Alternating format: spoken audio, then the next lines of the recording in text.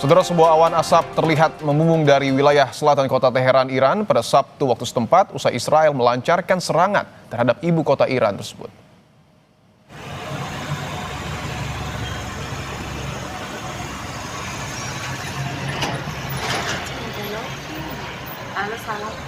Serangan ke Teheran ini memicu kepulan asap yang terlihat membumbung dari kawasan pusat kota. Hingga kini belum ada keterangan resmi yang menjelaskan target spesifik dari aksi militer Israel dari laporan Associated Press.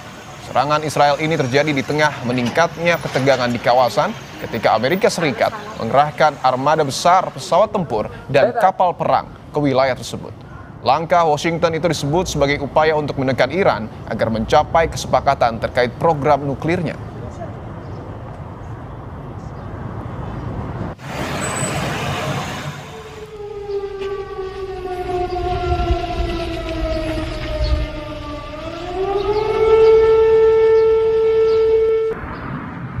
Dan seperti inilah situasi di kota Teheran, Iran, di mana terdengar suara ledakan saat Israel melancarkan serangan yang mereka sebut sebagai serangan pencegahan.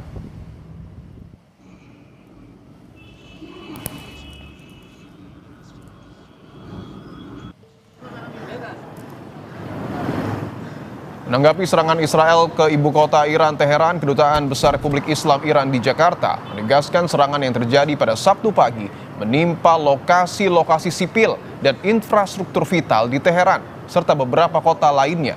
Iran menegaskan serangan Israel dan Amerika Serikat ini merupakan pelanggaran piagam PBB dan tindakan agresi yang nyata terhadap Iran.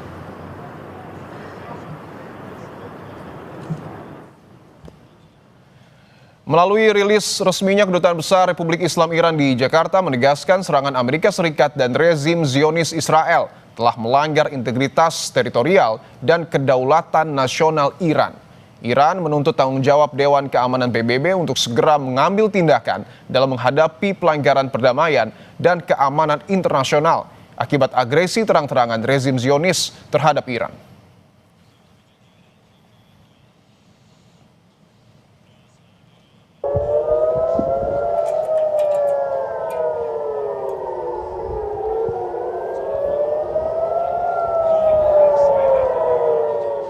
Sementara itu, Israel membunyikan sirine di seluruh wilayah agar warga tetap berada di dekat area yang aman usai serangkaian serangan rudal ke ibu kota Teheran, Iran. Militer Israel telah mengumumkan peringatan tersebut bertujuan untuk mempersiapkan masyarakat menghadapi kemungkinan peluncuran rudal ke arah Israel.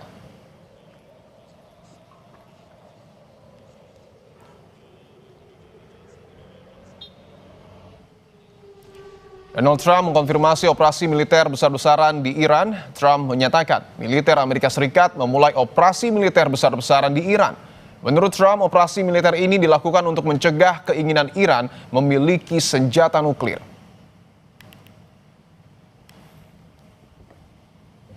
Time ago, the United States military began major combat operations in Iran. It has always been the policy of the United States, in particular, my administration, that this terrorist regime can never have a nuclear weapon.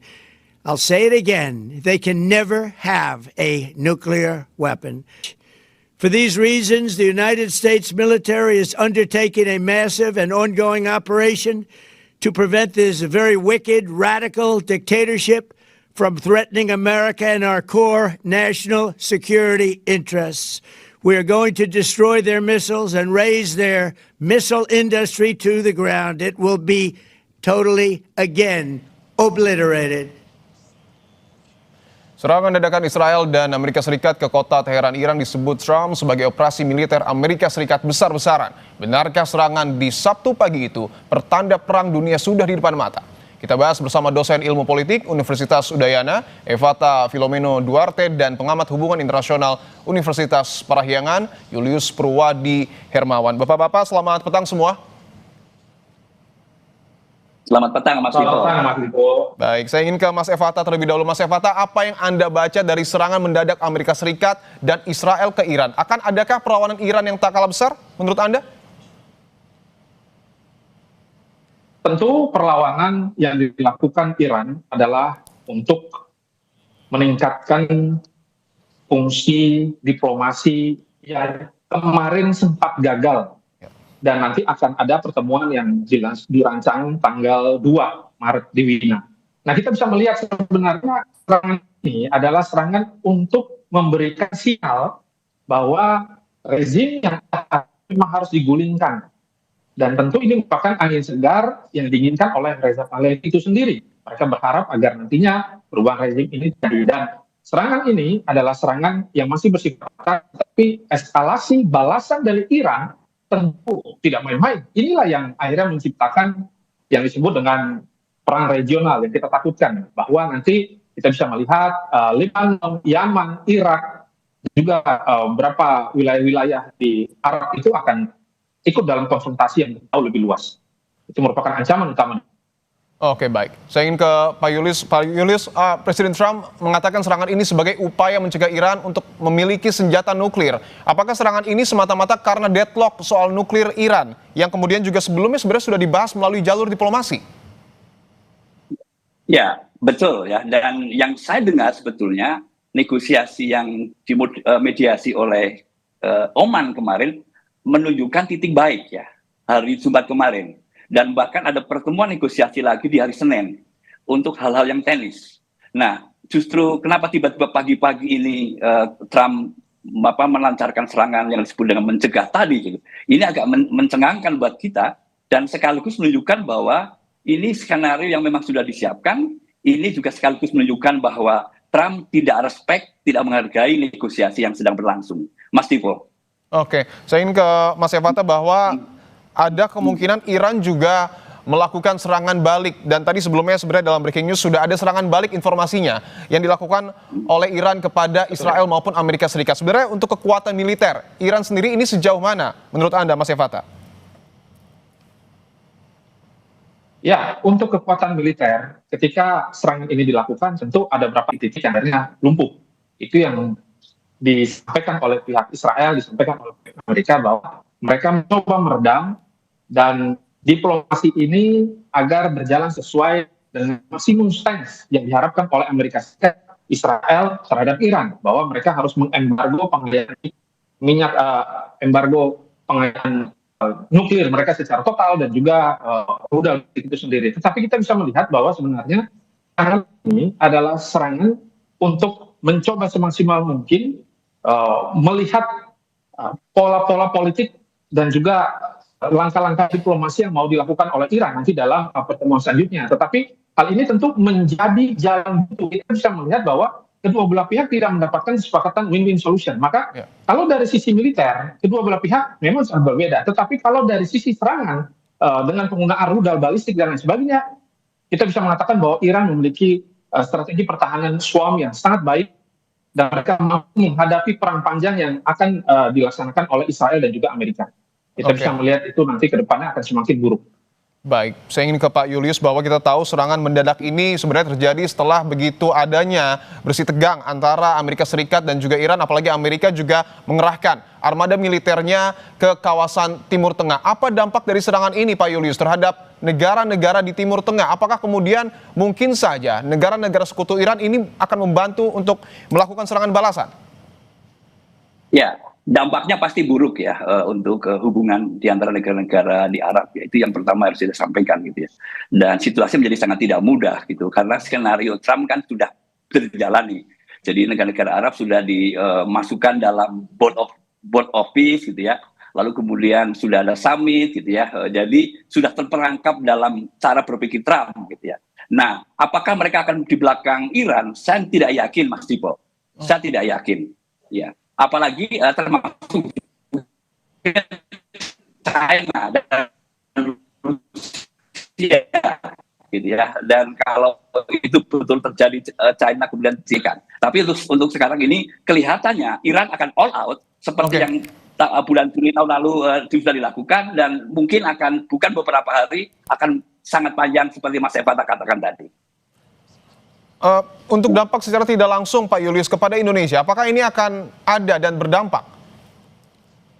Ya, pastinya terkait dengan minyak pasti ya, salah satunya ya, itu pasti akan salah satu dampak yang ke Indonesia gitu. Tapi juga terkait dampak hubungan diplomasi Indonesia gitu.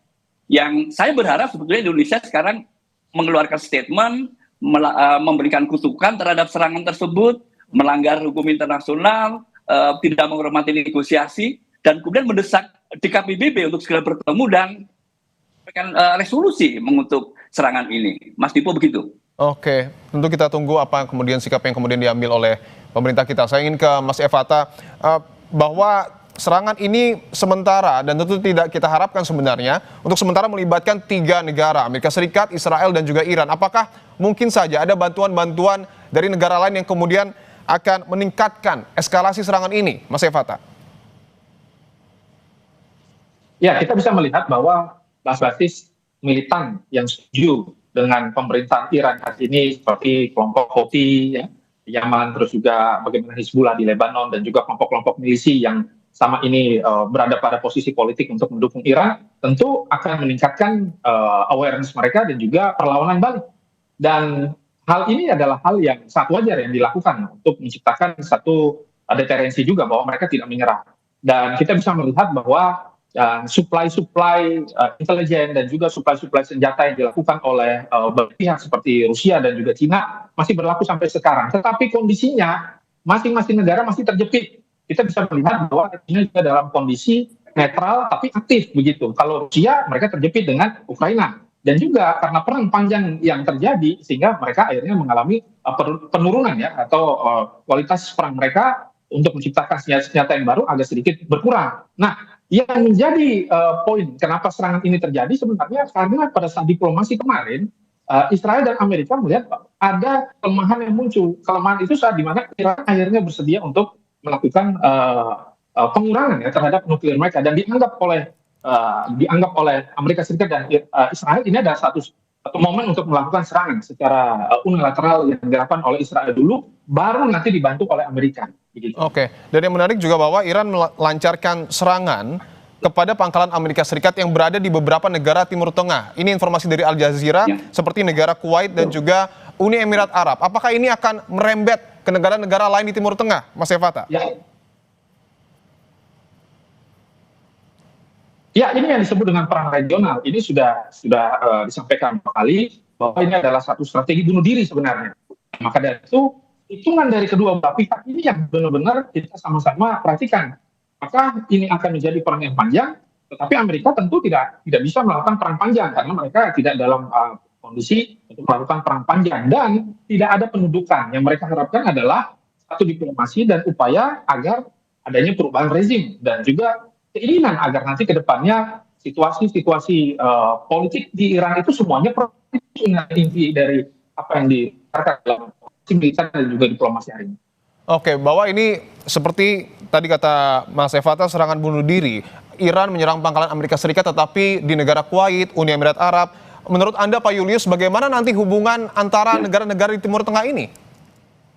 Ya, oke. Yang pasti dari pejabat senior sudah menyampaikan bahwa semua aset Amerika Serikat yang ada di kawasan itu menjadi target dan itu legitimate, gitu ya. Dan ini bisa di mana-mana aset Amerika Serikat itu saya kira sangat penting untuk dilihat. Terkait dengan bagaimana hubungan dengan negara-negara di Timur Tengah, ya sekarang implikasinya, gitu ya. Itu seperti apa perang ini terhadap negara-negara di Timur Tengah yang lain. Yang saya dengar juga berita bahwa Qatar itu sudah melakukan intercept ya dari salah satu rudal yang meluncur di atas langitnya, gitu. Lalu kemudian negara-negara juga sudah bersiap-siap gitu. Jadi itu artinya apa gitu ya? Ini dalam situasi red alert gitu ya. Waspada siaga yang sangat tinggi gitu ya, yang skalanya masif, yang dampaknya bisa menjadi luar biasa. Gitu. Baik. Saya kira semua negara-negara Timur Tengah harus bersiap untuk itu. Ya. Baik, tentu kita berharap bahwa eskalasi perang ataupun serangan di Timur Tengah ini dapat menurun agar perdamaian dunia ini bisa tercipta. Terima kasih Pak Julius dan juga Mas Evata telah bergabung di Kompas Petang.